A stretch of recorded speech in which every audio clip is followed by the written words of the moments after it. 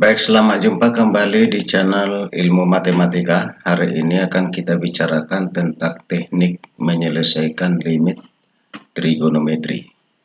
Oke, kita mulai aja. Cara mengerjakan limit trigonometri supaya mudah, ya. Nah, jadi kita tahu bahwa kalau limit sinus x per x mendekati 0 sama dengan 1.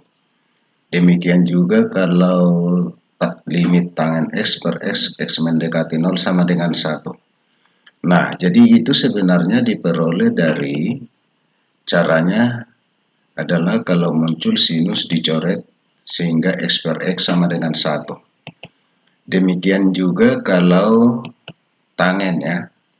Tangennya dicoret aja, berarti x per x sama dengan 1. Jadi dari situ munculnya itu supaya lebih mudah dipahami. Misalnya juga kalau ada secara umum saya buat limit sinus AX per BX dengan X mendekati 0 berarti sama dengan A per B. Demikian juga kalau AX per limit AX per sin BX X mendekati 0 hasilnya A per B. Kemudian ada sin AX, limit sin AX per sin BX dengan X mendekati 0 sama dengan A per B. Caranya adalah tadi kalau muncul sinus dicoret, ya, sehingga yang muncul AX per BX berarti sama dengan A per B. Itu ya caranya. Sebagai contohnya, kalau limit sin 6x per 3x x mendekati 0, nah sinusnya dicoret berarti 6x dibagi 3x, x dibagi x sama dengan 1, berarti tinggal 6 per 3 sama dengan 2. Kalau saya buat misalnya lagi limit 4x per sin 3x dengan x mendekati 0. Sinusnya dicoret sehingga 4x per 3x, x dibagi x sama dengan 1 sehingga hasilnya 4 per 3. Demikian juga kalau muncul dua-duanya sinus, ya. Jadi dicoret aja berarti 5x per 7x, x dibagi x1 sehingga 5 per 7. Nah ini caranya untuk cara yang mudah mengerjakan limit trigonometri. Nah, demikian juga untuk tangen. Kalau tangen AX per BX sama dengan A per B. Kalau limit AX per tangen BX sama dengan A per B. Kemudian kalau limit tangen AX per tangen BX sama dengan A per B. Caranya tadi adalah kalau muncul tangen dicoret sehingga AX per BX, X dibagi X sama dengan 1 sehingga tinggal A per B. Ini juga seperti itu, dicoret sehingga X dibagi X1 sehingga A per B. Ini juga seperti itu, berarti A per X per X1 jadi tinggal A per B. Nah, jadi caranya seperti itu. Kita buatkan contohnya misalnya kalau limit tangen 7x per 5x.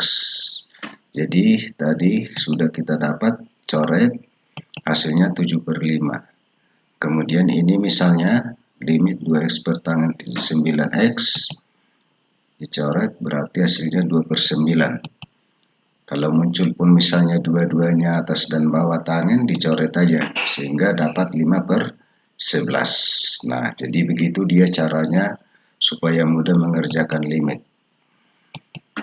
Nah, misalnya kalau muncul dua-duanya juga tangen dan sinus bersamaan. Nah, dicoret aja sehingga tinggal A per B karena X dibagi X sama dengan 1. Ini juga seperti itu. Jadi A per B.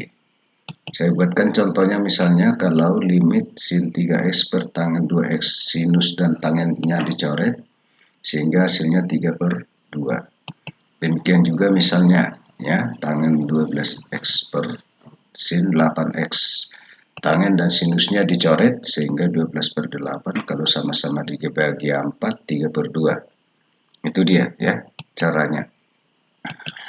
Kalau bagaimana kalau muncul misalnya adalah bentuk 1 kurang cos AX, maka ini bisa dirubah menjadi setengah AX pangkat 2. Nah, sebagai contohnya misalnya limit 1 kurang cos 4x per x sin x. Nah, yang ini bisa diubah karena kalau kita substitusikan x sama dengan 0 hasilnya 0 per 0. Ya, Maka kita kerjakan dengan ini tadi, ya, setengah kali 4x kuadrat per x kuadrat, karena sinus itu bisa dicoret tadi ya. Berarti setengah kali 16x pangkat 2 per x kuadrat, berarti hasilnya 8. Kita ambil contoh yang lain. Kalau misalnya bentuknya adalah cos AX kurang 1, maka kita ubah menjadi min setengah AX pangkat 2. Sebagai contohnya, misalnya kalau limit tangen kuadrat 5x per cos 6x kurang 1. Jadi ini kita ubah dulu, ini kita ubah, sehingga kita dapatkan itu kalau kita masukkan kan 0 per 0. Nah, sekarang yang tangen kuadrat 5x bisa kita ubah menjadi tangen 5x kuadrat. Kalau muncul tangen tadi dicoret. Kalau muncul seperti ini tadi kita ubah dengan menggunakan ini ya.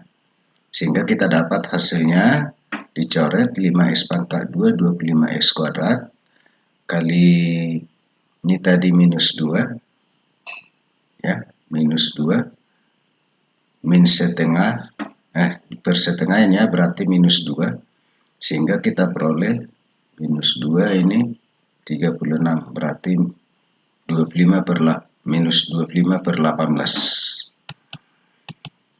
Oke, itu aja dulu untuk pertemuan kita kali ini. Ternyata kalau dengan menggunakan rumus G2 ini, maka dengan teknik-teknik tertentu, maka soal limit fungsi trigonometri itu gampang kita selesaikan. Sampai jumpa di pertemuan berikutnya.